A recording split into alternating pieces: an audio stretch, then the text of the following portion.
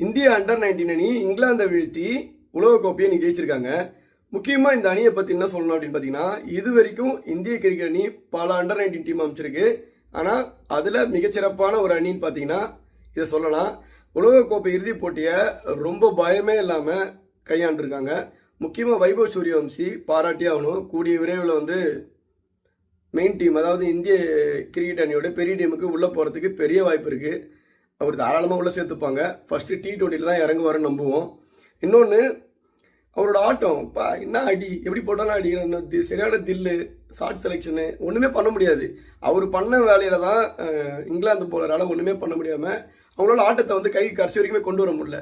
முக்கியமாக அதே மாதிரி அந்த 2 பிளேயர்ஸு, இந்த அபிஷேக் குண்டு, வேதாந்த், ரெண்டு பேரும் மிடில் ஆர்டரில் அப்படியே நங்கூரம் மாதிரி எல்லா கேமுமே ரொம்ப நீட்டாக, ரொம்ப கிளவராக, எப்படி சொல்கிறது, ரொம்ப அறிவாக ஆடுறாங்க அந்த கிரிக்கெட்டை. ஒட்டுமொத்தமாக பார்த்தீங்கன்னா இந்த டீமு சரியான டீமு.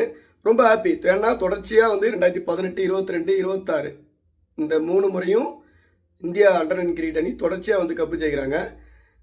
2 முறை இங்கிலாந்தை, 1 முறை ஆஸ்திரேலியாவை வீழ்த்தி, இதுமாதிரி பெரிய அணிகளை வீழ்த்தி தான் இந்த உலகக்கோப்பை ஜெயிச்சிருக்காங்க. ஓகே, இந்தியன் கிரிக்கெட்டுக்கு இது பிரகாசமான எதிர்காலம் தான். இன்னும் போக போக இந்தியன் கிரிக்கெட் அணி வலுவாகவும் ஆகிறதுக்கு இந்த மாதிரி இளம் வீரர்கள் ஒரு பெரிய ஊக்கமாக இருப்பாங்க. அது மூலயமா பார்த்தீங்கன்னா அடுத்தடுத்த அண்டர் 19 விளையாடுறவங்களும் சிறப்பாக செய்வாங்கன்னு சொல்லிட்டு நம்புவோம். அடுத்த உலகக்கோப்பையும் இந்தியாவுக்கு தான் கிடைக்குன்னு சொல்லிட்டு நம்புவோம்.